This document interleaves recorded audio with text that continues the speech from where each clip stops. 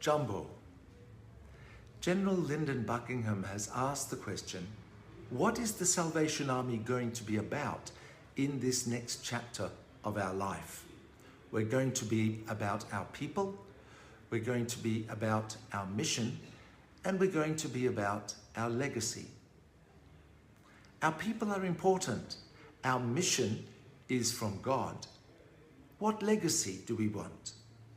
As one Kenyan Salvationist recently wrote to us, our goal is to ensure that our children inherit the best possible church from us. In keeping with that emphasis on people, mission, and legacy, we want to share a vision for the territory. We are spirit-filled, Jesus-centered, and mission-focused, enjoying growth, strength, and sustainability. A vision statement is how we see ourselves and how we want to see ourselves. It is future-oriented. It explains our why. Our mission statement is what we do and how we do it. It is focused on the present. What are we doing and what do we need to do to make a difference, to realize our mission, to make vision into reality? We already have a strategic plan that operates until 2025. However, the command leaders have already affirmed the key priorities within that strategic plan, and we look forward to carrying it forward even beyond 2025. Those priorities are evangelism and pastoralism, or discipleship, community engagement, finance, self-reliance and sustainability, education and training, youth and children. As you can see from our strategic priorities, they focus on people, mission, and legacy. They also connect with being a growing territory, a strong territory, and a sustainable territory. So what does this mean in practical terms? A spirit-filled territory? Part of being a strong army means that we need also to be a holy army. If we are to be engaged in God's holy mission, we need to be a holy people. We need to be spirit-filled people. That means sometimes addressing unholy things. We will not flinch from dealing with wrongdoing in our territory. Only when unholy things are addressed can we truly become God's holy people, God's holy territory. Paul in Ephesians chapter 3, verses 16 to 19, speaks of the kind of holy people we need to be. Paul is saying that holy people who are filled to the measure of all the fullness of God enjoy heart purity, reflect Christ-likeness, experience anointed power, and overflow with God's perfect love. Please pray for our territory to show the marks of being spirit-filled. We see a Jesus-centered territory.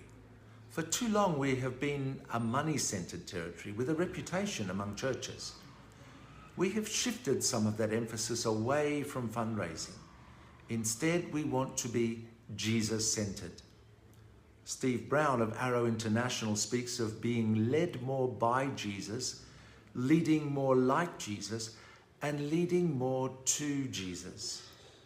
When we center our personal lives on Jesus, and when we focus our territory on Jesus, many other things will resolve themselves. Please pray for our territory to show the marks of being Jesus-centered. We see a mission-focused territory.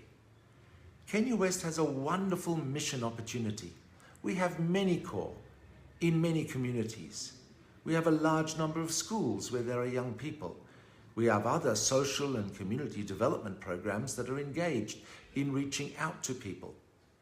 If we are to be a mission-focused territory, we need to think clearly about what we are doing.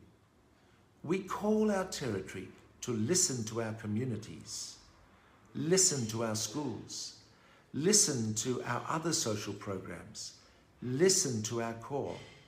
What are we doing? And what do we need to do to make a difference, to realize our mission, to make vision a reality. Please pray for our territory to show the marks of being mission-focused. We see a territory enjoying growth, strength, and sustainability. A growing territory, growing not just in terms of numbers. Kenya West is a strong and growing territory. We are grateful for the over 130,000 soldiers, the many local officers, and the officers. These are the people who are growing our territory and making it strong. But numbers of people and numbers of corps remain just numbers unless we see growth in terms of people. People who are giving their lives to Jesus. People becoming Jesus-centered in their discipleship. People allowing the Spirit to fill them and equip them to live holy lives. For such growth to happen, we need to be focusing on our first strategic priority of evangelism and discipleship. We are taking the message of the gospel to people, and we are also engaging in discipleship. This ensures that people are not only growing, it ensures not only that the kingdom is growing and the Salvation Army is part of it, but it also ensures that individual people are growing in their faith journey. Growth in discipleship becomes an important priority for us in our territory, as well as the priority of making sure that people hear the message of the gospel. A significant strength of our territory rests with our youth and children. With over 100,000 junior soldiers, there is so much strength for future soldiers. But the youth and children are not just the army of the future. They are also the army of today. And if our territory is to be strong and growing, we need to be hearing from them and responding to them. A strong territory. How is our territory becoming stronger? One of the significant things might not seem obvious, but it relates to our governance. An enhanced governance process has been implemented in the territory. The new governance board is comprised of Salvationists rather than THQ section heads. Other than the TC, TPWM, and Chief Secretary, the rest of the governance board are not from THQ. There is a representative divisional commander and a representative corps officer. There are also Salvationists who are on the governance board because of their skills and background, whether that is in law, education, medical, or other areas. In addition, there is a representative of youth throughout the territory. The governance board has, as part of its function, some committees that contribute to the strength of the territory.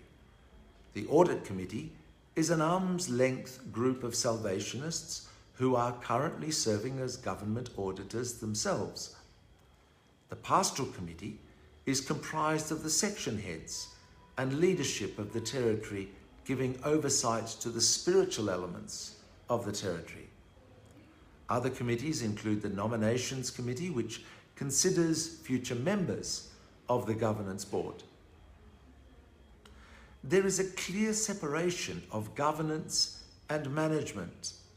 The day-to-day management of the territory is under the leadership of the Chief Secretary, together with section heads and other key THQ personnel.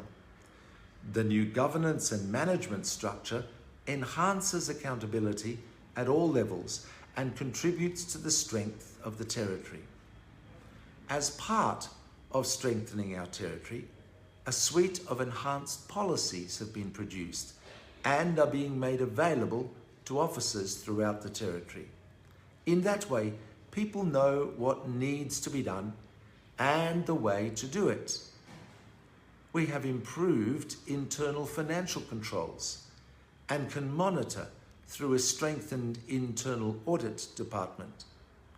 This department will be coming alongside people and sharing with them the correct way to do things, if it is not already happening. As well, There are times when people may choose not to do the right thing. Those who do the wrong thing will be discovered by internal audit, and it will be addressed. There's also a new whistleblower policy and a new complaints policy in place. We encourage people to use this policy to point out things that they know firsthand and that they have evidence suggesting misconduct of any sort. So a growing territory, a strong territory, and also a sustainable territory. We see a territory that needs to be strengthened and made sustainable through ensuring that our core are strong and sustainable.